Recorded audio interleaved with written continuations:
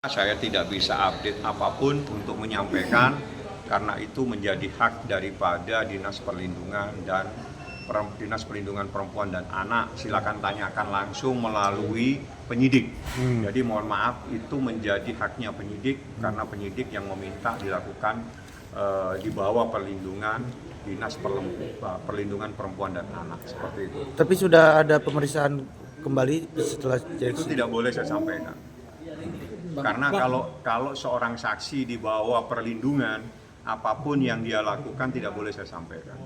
Untuk Anda sendiri besok ikut juga nggak Bang? Atau mendampingi juga? Siapa? Nikita Mirjani sendiri. Saya belum tahu, tapi tadi pagi dia telepon saya, justru saya tahu ini dari Niki. Bang, waktunya besok Bang. Jadi saya langsung kemari, karena informasi harusnya waktunya dia bisa itu hari besok. Makanya saya ini untuk menyampaikan kepada penyidik. Bang, sedikit menanggapi kemarin Fadel dan Rosman datang ke Propam, gimana Bang?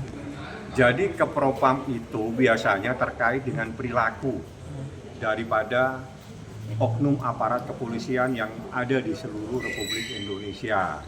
Jadi perilakunya yang dilaporkan. Nah, kalau perilakunya saya jadi bingung. Apa yang dilakukan oleh penyidik? Satu, penyidik memanggilnya dengan cara yang patut. Penyidik memanggil dengan tenggang waktu 3 hari yang patut. Bahkan kalau berbicara secara etika, sebetulnya ada hal-hal yang tidak beretika. Di saat mereka dipanggil, dia tidak menghormati lembaga kepolisian, joget-joget di sini. Itu yang sebetulnya yang harus dilaporkan, karena mereka tidak menghormati lembaga institusi kepolisian, joget-joget di institusi kepolisian. Ini tidak boleh. Ini tempat untuk mencari keadilan, bukan tempat untuk joget-joget. Jadi apapun yang dilakukan silakan, tapi lakukan sesuai dengan koridor hukum. Propam itu memeriksa atas perilaku daripada oknum kepolisian yang melakukan hal-hal yang menyimpang. Tapi mereka beranggapan ada banyak kejanggalan. Silakan, kejanggalannya di mana? Kalau bingung, yaitu menggunakan pasal kebingungan. Jadi kalau semakin hari semakin bingung, semakin kacau yang akan dilakukan.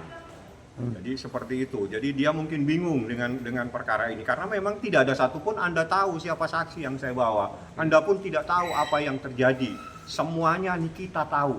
Dari A sampai Z saya beritahukan kepada Nikita.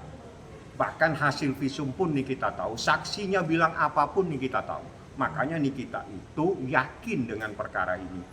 Jadi semua yang saya lakukan, semuanya saya update kepada Nikita. Termasuk hari ini saya kemarin pun itu atas. Saya telepon dia dan dia bilang, "Bang, bisanya hari besok."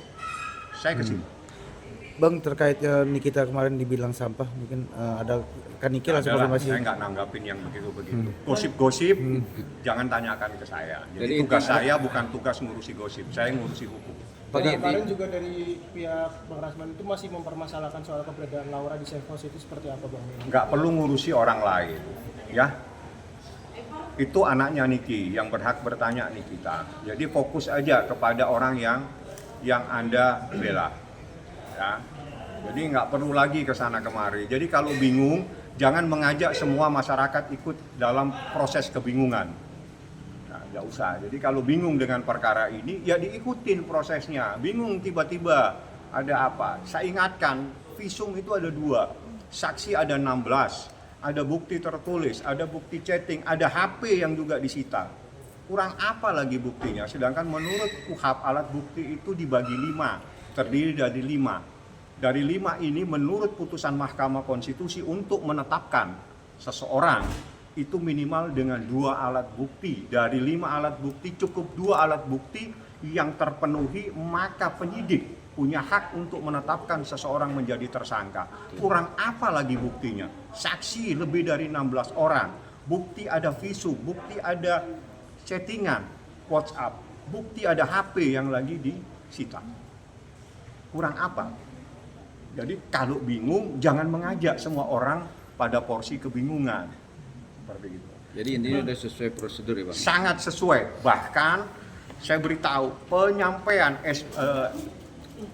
SPDP itu yang saya dapat informasi dari media pada saat Ibu Humas menyampaikan. Itu disampaikan secara hormat, secara tepat disampaikan, bukan diantar dan melalui kurir, tapi datang petugas kepolisian. Informasi yang saya terima dari Ibu Humas pada saat dia menyampaikan preskon. Artinya semua proses ini sudah berjalan. Panggilan dipanggil dengan cara yang patut. Dia tidak bisa hadir, dipanggil kembali. Ya, semua saksi dipanggil kembali dengan cara yang patut. Artinya pemanggilan itu sudah sesuai dengan KUHP 3 hari. Terus apalagi yang mau persoalkan? Kebingungan. Saya beritahu, Propam itu mengurusi perilaku daripada oknum kepolisian yang melakukan perbuatan-perbuatan yang bertentangan dengan peraturan Kapolri. Itu tugasnya Propam. Nah, kalau urusan penyidik-penyidik, misalnya tiba-tiba merasa proses penyidikan ini tidak tepat, laporannya bukan di Propam, tempatnya bukan di situ. Untuk membedakan itu saja tidak bisa, bagaimana bisa mencarikan keadilan? Seperti itu, Propam bukan tempat ngurusin proses penyidikan. Dan yang Anda harus tahu, berdasarkan hukum, penyidik itu mempunyai hak yang tidak bisa diintervensi. Ya, penyidik punya hak, dia yang mempelajari berkas perkara, dia yang tahu apa yang harus dilakukan, dia tidak bisa diintervensi. Dan dia tidak mungkin dong diperiksa hanya karena dia melaksanakan tugas dan tanggung jawabnya sebagai penyidik yang diberikan amanah oleh undang-undang.